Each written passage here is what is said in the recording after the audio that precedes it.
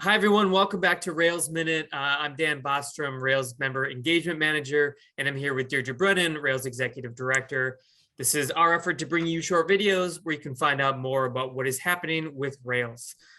So Deirdre, we have an election going on. Can you talk about the seats that are up for election and how libraries vote? Sure, happy to, Dan. Hi, everybody. So yes, this is our annual board election. And this year we have 2 trustee seats, 2 at-large seats, and the special library seat open. We have 15 board members, and it's there's a seat for academic libraries, special libraries, school libraries, and there's some at-large seats, and then seats for members of public library boards of trustees. So the way that libraries vote is you go to our website and follow the link for the election. 1 vote per library, and we have kind of unusually this year we have some incumbents who are not running, as well as people who we have a term limits. Board members can only serve 2 terms. So we don't have any incumbents running in the at-large seats, and there are 2 seats open. We have 1 incumbent that's running for one of the 2 trustee seats, and the other one is just open. And then the special library seat, our incumbent decided not to run again. So that is an open seat as well. So I think the election ends next week. You may know the exact date better than me. And then our nominating committee will move on to discuss officers, and then the actual the new board members take office at the July meeting. So hurry up and vote. Hurry up and vote. I'm fairly certain that the deadline to vote is May 20th, which is I think you're right. Yeah, a Friday. Yep. Right, a week from today. Yeah, and it really is important that libraries vote. Right. We're trying to get the word out as much as we can. If you haven't seen the articles in the Rails e-news, check out our email list. We're trying to hit up all of our email lists and to make sure every library gets counted. So exactly. Speaking of counting. Oh, very, very good segue. Thank you. I've been practicing. We're doing the fine count again. Yes. So fine count is a probably an insular term, but it's been a while since we did it. Deirdre, for those who don't know, what is the fine count and why is it important? Right. So the fine count, what we're counting are items in delivery, and we do it quarterly for a week. We ask the libraries to help us count, and then from the fine count, we then have to extrapolate out, with multiplication, obviously, what the annual delivery volume is. So it's only an estimate. It's we try to do it. Spring has a different, has a certain kind of business at a library, fall, etc. So it's really important because it helps us be sure that delivery is organized most efficiently and staffed most efficiently for the different routes and the volume that is going to be on those routes. It affects the vehicles that we use, but most importantly, and I say this particularly to administrators who think about budgets like I do all the time.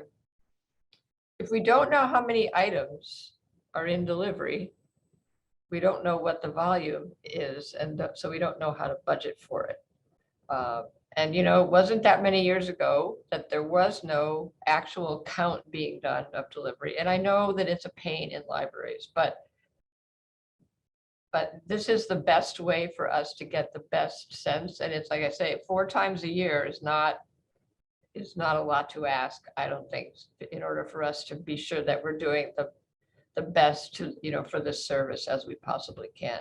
We used to have an estimate back when I first came that the systems used, that the predecessor systems had used, of 40 items in a bin.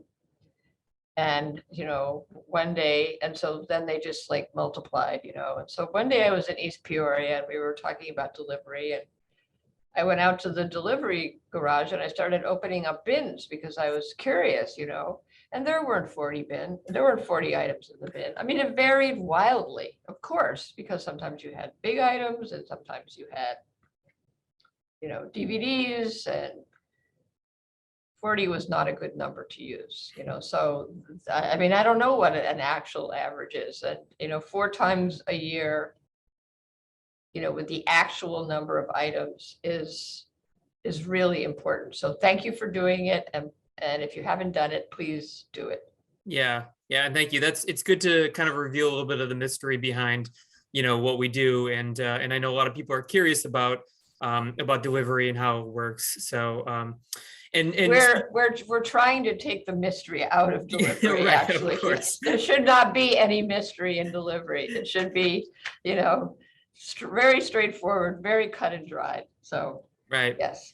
And if you do have any questions about delivery or anything like that for Deirdre or myself, just remember that you can email us at communications@railslibraries.info. So we buried the lead a little bit here, and there's some big news out there, Deirdre, that you will be retiring in November of this year. Yep. So I feel confident that I'm speaking on behalf of the entire Rails staff when I say that we will be very sad to see you go. Obviously, we're very happy for you. We're extremely happy for you. And there's going to be plenty of time to celebrate that. But before we get into any of that, before we start to talk about that, I'm just curious a little bit if you'd be willing to share a little bit about this decision and kind of what it means for the system right now. Sure. Well, it was a difficult decision. I love my job. I've loved it since I got here in 2013, when the system was very different than it is now. And it's no secret that there were people at the time who thought I was crazy to come here. Things were not looking too good, financially. But anyway, resource sharing is not something that goes away easily, because it makes so much sense. It's good for our taxpayers. It's good for libraries. So we have survived, and I would even say thrived over the past many years. And I don't take much credit for that. It's a team effort, our members as well. So, I'm like everybody else, I'm not getting any younger, and I'm from the East Coast. I'm from Boston, and my children are on the East Coast, and don't tell them I said this, my children, I mean, but more importantly, my grandchildren are on the East Coast. And, my granddaughter's 9, my grandson is 7, and I've missed a lot of, I've tried to get back there, et cetera, but, COVID hasn't made it any better. And it's just time for us to go back to the ocean and the family and, all that stuff. So, but yeah, I'll miss Illinois. And as far as what it means I really will. I've been here 15 years and I've had a great time, have made some great friends in the library world and beyond. As far as what it means about the system, I mean, things are changing all the time, and things are unpredictable. So I certainly don't have any kind of a crystal ball, but, we have always focused on what the members need. And, we're on our 3rd strategic plan now. And there's certainly been, some curves in the road, I guess, but the members, they set the direction. The board approved the strategic plan, and that's what we do.